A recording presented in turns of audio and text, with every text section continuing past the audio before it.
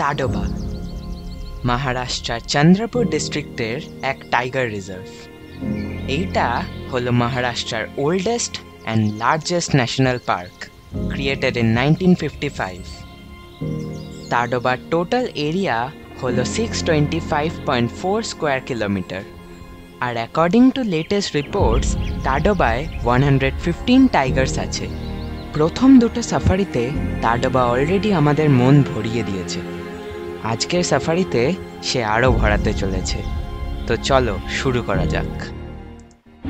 2:26 বাজে, আমাদের গাড়ি আসার কথা 2:30 থেকে 2:45 মধ্যে। আমরা কোর জোনে আরেকটা সাফারি করতে যাব, আর কালকে সকালবেলা আরেকটা সাফারি আছে। চলো, জিপসি চলে এসেছে, আমাদের থার্ড সাফারি।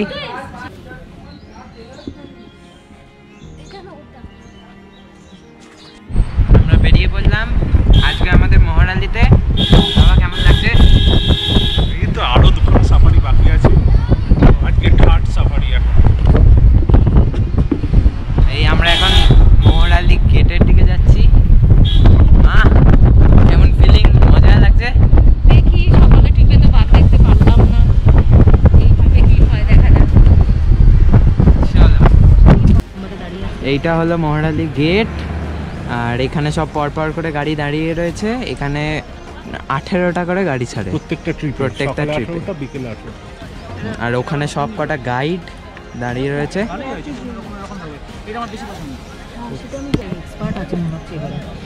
ড্রাইভার এবারে অন্য। প্রত্যেকবার প্রত্যেকটা ট্রিপে আলাদা আলাদা করে ড্রাইভার আর গাইড অ্যাসাইন হয়। হ্যাঁ, তো সেটা লাখের ওপর, কত ভালো গাইড আর কত ভালো। তাডোবার সাফারি ডিউরেশন হলো 4 ঘন্টা, সকাল 5:30 থেকে 9:30, আর বিকেলে 3টে থেকে 7টা। আজকের সাফারিতে প্রথম 1 ঘন্টা আমরা কিচ্ছু দেখতে পাইনি, কিন্তু তারপরে আমাদের তাডোবা ট্রিপের থার্ড টাইগার সাইটিং হলো। এটা ওই দূরে একটা বাঘ ঘুমিয়ে আছে, তো সেইটা হলো বিজলি বলে একটা বাঘের ছেলে। তার 2 বছর বয়স। হ্যাঁ, কিন্তু সে একদম বড়সড়, অনেক দূর, দুটো গাছের ফাঁকে। এখানে বোঝা যাবে না, ক্যামেরা ছবি তোলা হয়েছে, ঘুমোচ্ছে। আমাদের গাইড বলল এই বাঘটার নাম হলো মামা। জামুনি লেকের ওপরে এক টিলায় গাছের ছায়ায় সে ঘুমিয়েছিল, কিন্তু সবাই বলছিল ওখানে 2টো বাঘ আছে। তাই আমরা ক্যামেরায় জুম করে ছবি তোলার পর দেখি সত্যি তাই, ভাগ্নে বলে একটা বাঘ গাছের আড়ালে ঘুমিয়েছিল।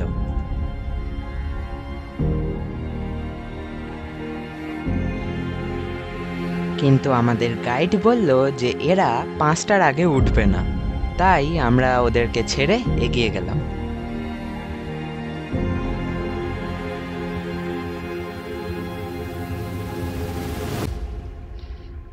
তারপর আমরা রাস্তায় কয়েকটা ওয়াইল্ড বোর দেখলাম। আমরা আবার চলে এলাম তাডোবা লেকে, আর সেখানে আমরা দেখতে পেলাম সাম্বার ডিয়ার আর আরো কয়েকটা ওয়াইল্ড বোর।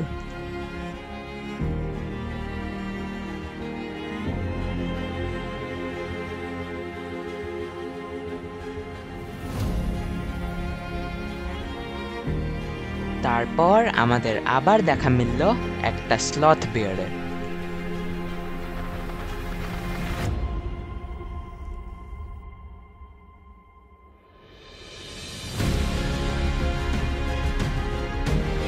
পাঁচটা 40 বাজে, আর আমাদের এখন একটা ব্রেক দিল।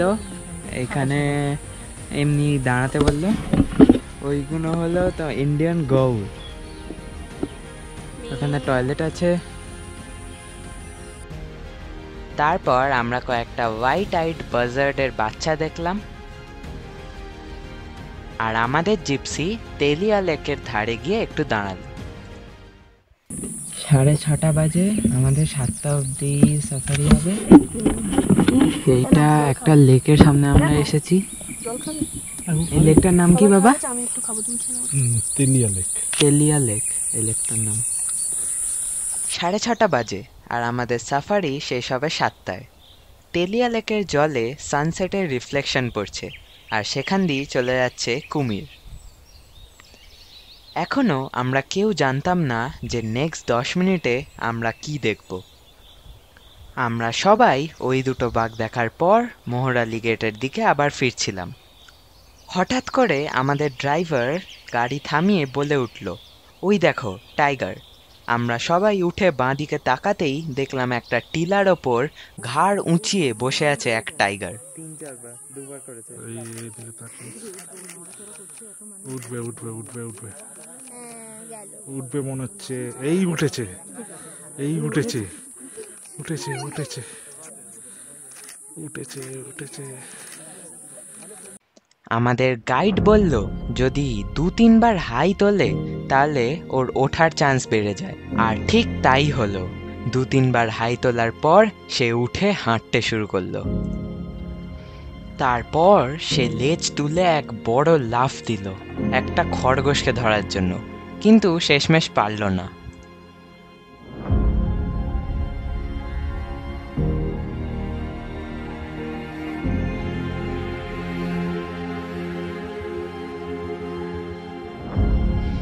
মনে আছে প্রথম দিন আমরা কোন বাঘ দেখেছিলাম? কলারওয়ালির মেয়ে। এই হলো সেই বিখ্যাত কলারওয়ালি।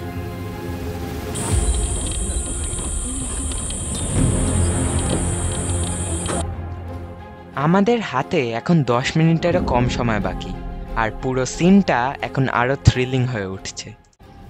কারণ একদিকে বাঘ আর অন্যদিকে 3টে হরিণ ঘাড় উঁচিয়ে বাঘটাকে দেখে অ্যালার্ম কল করছে, আর এইদিকে বাঘও ডাকছে।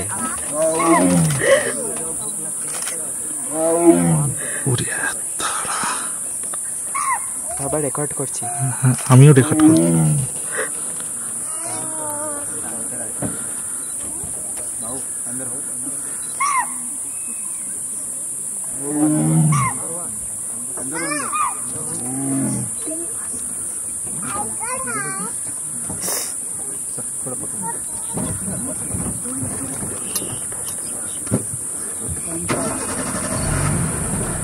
কিন্তু সময়ের অভাবের জন্য তারপরে কি হলো তা আমরা কেউ জানি না।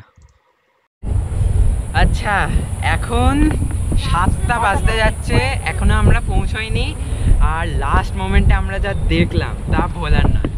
আমরা একটা বাঘ কলারওয়ালি, সেই বাঘটাকে দেখলাম। প্রথমে সে বসেছিল, তারপরে উঠে একটা র্যাবিটকে চেস করলো, কিন্তু পারেনি। হ্যাঁ, র্যাবিটটাও জঙ্গলি র্যাবিট ছিল। তারপরে সেই বাঘটা ডাকছে এমনভাবে, মানে ভাউ ভাউ করে, হ্যাঁ ভিডিও আছে। তারপর বাঘটা আস্তে আস্তে একদম আমাদের চোখের সামনে এরমভাবে আসছে। তারপরে পাশে 3-4টে হরিণ ছিল। হ্যাঁ, আমাদের টাইম নেই বলে আমরা পুরো সিনটা দেখতে পারলাম না, নাহলে হয়তো হরিণ চেসটাও দেখতে পেতাম। মানে দারুণ। মা, অভিজ্ঞতা বলো। ও অসাধারণ, বলে বোঝানো যাবে না, মানে ফিলিং ভাষায় প্রকাশ করা যায় না। মানে সবাই বাবা ওই লাফানোটা আমার মানে এই জন্যই জঙ্গলে আসে, এই থ্রিলটার জন্য, আর কিছুর জন্য। হ্যাঁ। আর বুবাই কাকা কেমন?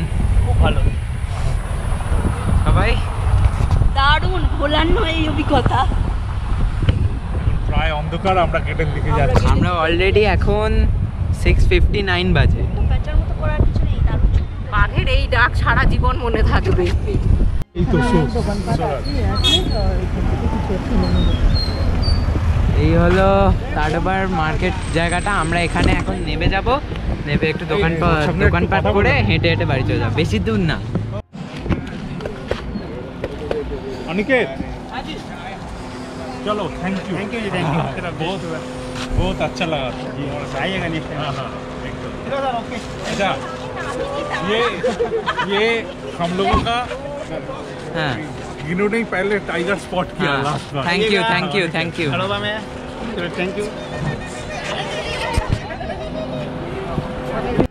ये सौरज है, इसके साथ मेरा ये जो लेंस है ये रेंट पे लिया, तो तुम्हारा नंबर मैं दे देंगे ब्लॉग पे। हाँ, ब्लॉग बना रहे हो? हाँ हाँ, मेरा लड़का एक्चुअली।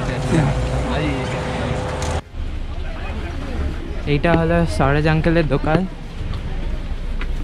অনেক কিছু, টুপি, জামা।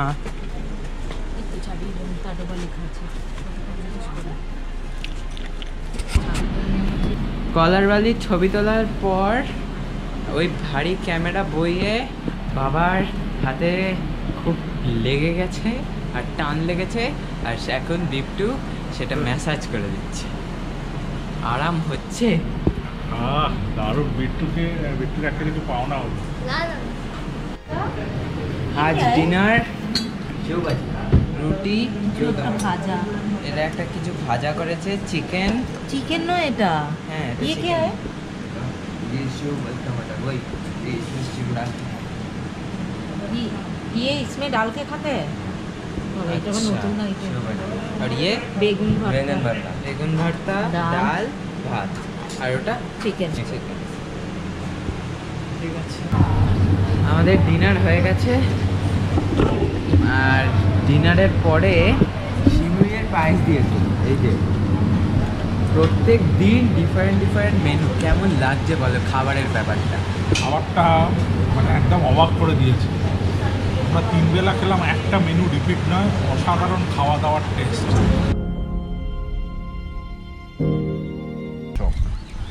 এখন 5:22 বাজে আর আমরা বেরিয়ে পড়ছি আমাদের 4th অ্যান্ড দ্য লাস্ট সাফারির জন্য। এটা হলো বাফার জোনে আগারজারি। হ্যাঁ, নতুন জোন।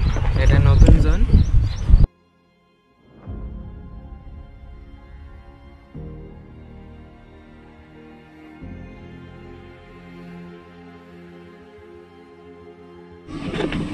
আমরা পৌঁছে গেছি আগারজারি গেটের সামনে। এটা হলো আগারজারি সাফারি গেট, আর এই পেছনে হলো দেবাদা আদেগাঁও সাফারি গেট। এখানে আমাদের প্রথম দিন জুননা গেটের সাফারিতে এখানে এসে ব্রেক দিয়েছিল, তো আমরা এই আগারজারি গেটটাও দেখেছিলাম। এখন আমরা দেখি ভেতরে গিয়ে কি হয়। সাফারির শুরুতেই একটা ইন্ডিয়ান গাউর রাস্তা ক্রস করে চলে গেল।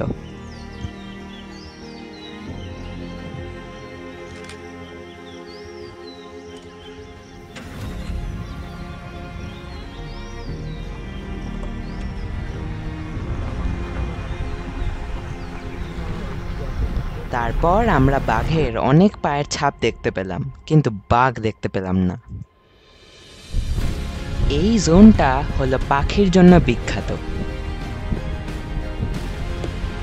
আমরা দেখে নিয়েছিলাম ক্রেস্টেড সার্পেন্ট ঈগল আর বাবার অনেক দিনের তোলা স্বপ্ন প্যারাডাইস ফ্লাইক্যাচার। তারপরে pied kingfisher, grey jungle fowl, green imperial pigeon, common hawk cuckoo, Indian pitta,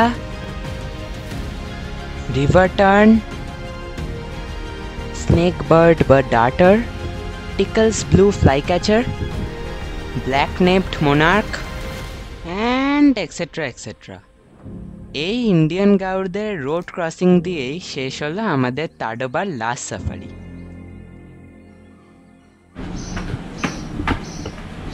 10টা বাজে। আমাদের ব্রেকফাস্টে আজকে আছে উপমা। এই হলো উপমা, আর তার সাথে ব্রেড বাটার জ্যাম আছেই। বাবা, উপমা কেমন লাগলো? বিউটিফুল, কারণ এখানে কোনো কমপ্লেন নেই। ফার্স্ট টু লাস্ট খাওয়া দাওয়া, থাকা, হসপিটালিটি, কোনো কমপ্লেন নেই। 100। আর তারপরে এই যে ডিম ভাজা দিল, কালকেও দিয়েছিল, আর ওখানে চায়ের ব্যবস্থাও আছে। 1:42 বাজে আর আমাদের লাঞ্চে হলো ফুলকপি তরকারি, ভাত, ডাল আর পালং পনির আছে আজকে। ইয়ে পনির। 4:53 আমাদের গাড়ি চলে এসেছে। বাঘাই রিসর্ট ছাড়া সময় এসে গেছে। এই হলো প্যাকেট গাড়ি, সব ব্যাগেজ উঠে গেছে। ছেড়ে দিল আমাদের গাড়ি।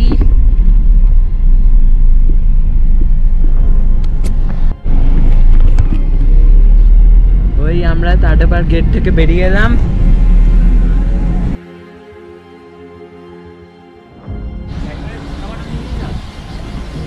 সিক্স 44 বাজে আর আমরা এখন চলে এসেছি হোটেল অশোক জামে, যেখানে আমরা প্রথম দিন ব্রেকফাস্ট করেছিলাম এসে। সেখানেই এখন একটু চা স্ন্যাক্স খাওয়া হবে। আর এখানে ভালো বৃষ্টি হয়েছে, জল টল জমে গেছে পুরো। এটা হলো এখানকার পাও ভাজি, একদম দারুণ দেখতে করেছে। আর এইটা হলো এখানে সিঙ্গাড়া। আর হ্যাঁ, এই যে বড়া পাও এসে গেছে। এই যে সব শেষে লাস্টে চা চলে এসেছে। চাটা আগের দিন আমরা খেয়েছিলাম, ওটাও দারুণ ছিল।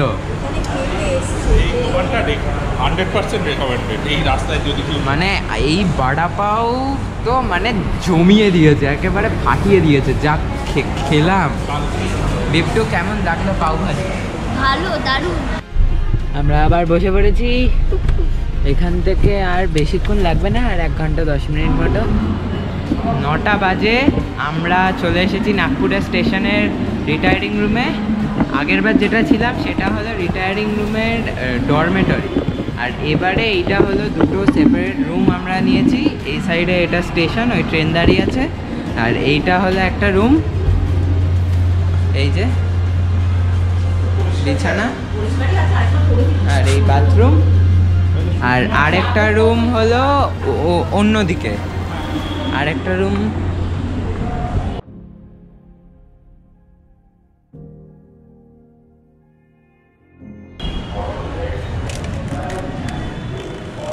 আরেকটা রুম হলো এইটা।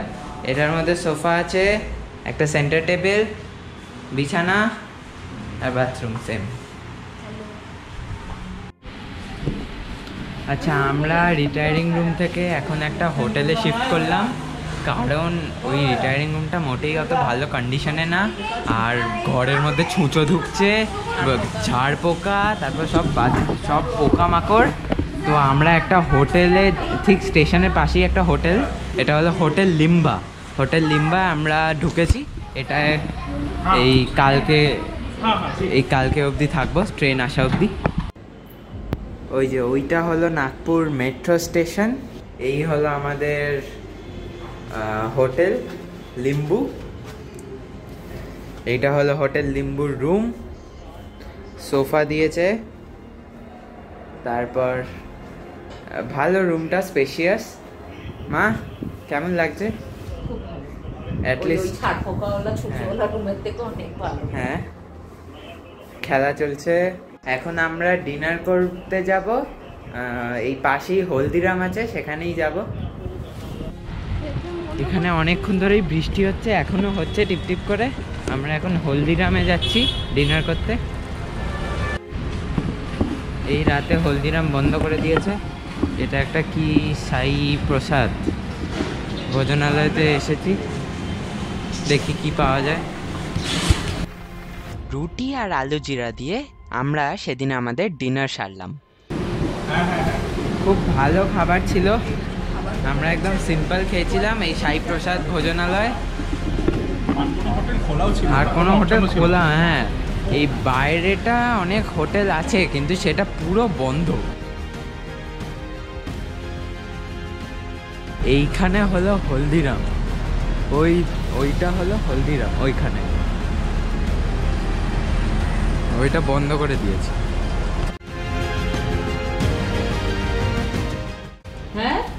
10টা বাজে আর আমরা এখন ব্রেকফাস্ট করতে যাচ্ছি হলদিরামে। আজকে হলো 12 জুন 2024। আমাদের ট্রেন এখন 8 আওয়ার্স লেটে চলছে, সে আস্তে আস্তে 12টা হয়ে যাবে। সবাই এখন ব্রেকফাস্ট করতে যাচ্ছি হলদিরামে, কালকে রাতে হয়নি। এইটা হলো নাগপুরের মেট্রো স্টেশন, তাই তো? হ্যাঁ, পেছনে রেলওয়ে স্টেশন, হ্যাঁ, একসাথে কানেক্টেড। মানে লোকে ট্রেন থেকে নেবে, মেট্রোয় উঠে শহরের যে কোনো জায়গায় চলে যেতে পারে। এই হলো নাগপুর শহর, ওপর দিয়ে মেট্রো যাচ্ছে। আমাদের হলদিরাম হলো সামনে গিয়ে এইদিকে। এই হলদিরাম হলো শুধু টেকআওয়ের জন্য। তাই আমরা একটা অটো ধরে চলে গেছিলাম থার্ড বাতে, যেটা হলদিরামেরই আরেকটা বড় আউটলেট।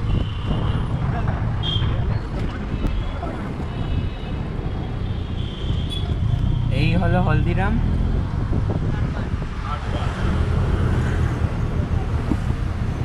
Third but. আমরা যে কিরমভাবে বসেছিলাম অটোটায় 6 জন মিলে। এই হলো হলদিরাম থার্ড পার্ট। এখানে ভেতরে বসে খাওয়ার জায়গাও আছে, ওইটা শুধু টেকঅ্যাওয়ে ছিল না, এটাতেও হলো না। এই হলদিরামে শুধু থালি পাওয়া যায় লাঞ্চ আর ডিনারের সময়, কিন্তু আমরা ব্রেকফাস্ট করতে এসেছি। ওরা বলল আরও 4-5টা দোকান এগিয়ে আরেকটা হলদিরাম আছে। এই হলো আরেকটা হলদিরাম, আমাদের থার্ড হলদিরাম দেখছি। হ্যাঁ হলদিরাম হাই-ফাই। হলদিরামের শহরে এসেছি আমরা। হ্যাঁ, এটা সবাই বলছে হলদিরাম হাইফাই। এটা এখানে সব খাবার দাবার পাওয়া যায়।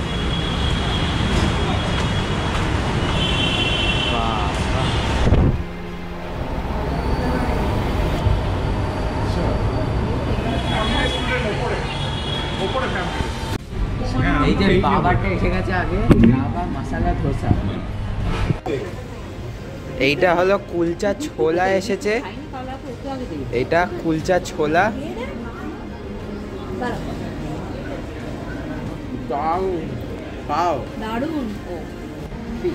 এই হলো ছোলে বাটারের সাইজ, একদম ফুটবল। হ্যাঁ, বাবার মুখের মতো পুরো। এও তো দেখে মনে হচ্ছে একদম ফাটিয়ে দিয়েছে, আর সব দারুণ খেতে করেছে। বুবাই কাকা, এইটা হলো এখানকার আরেকটা ফেমাস রাজ কচুরি, বুবাই কাকার জন্য। আচ্ছা, সব শেষে আমাদের আরেকটা মিষ্টি এসে গেছে, গোলাপ জামুন উইথ আইসক্রিম। দুটো নিয়েছি আমরা সবাই। 12:26 বাজে। এখন আমরা নাগপুর থেকে বেরিয়ে যাচ্ছি স্টেশনের দিকে। এই সামনেই স্টেশন। আর আমাদের ট্রেন আর 59 কিলোমিটার বাকি নাগপুরে আসতে। আমরা মোবাইলে দেখলাম, এখন আমরা নিচে যাচ্ছি। এই হোটেলটা ভালোই ছিল, কালকে আমরা এত ভালো করে থাকতে পারতাম না ওই রিটায়ারিং রুমে।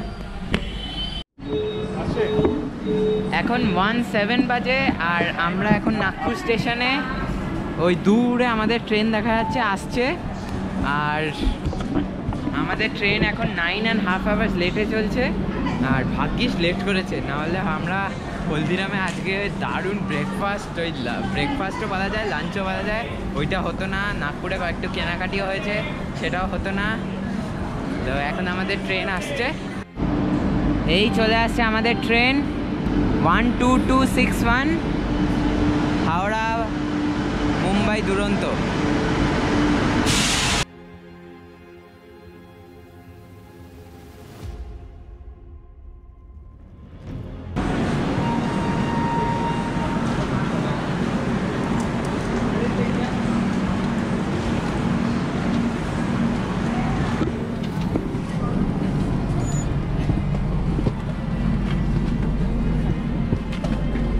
ফেলে দিই।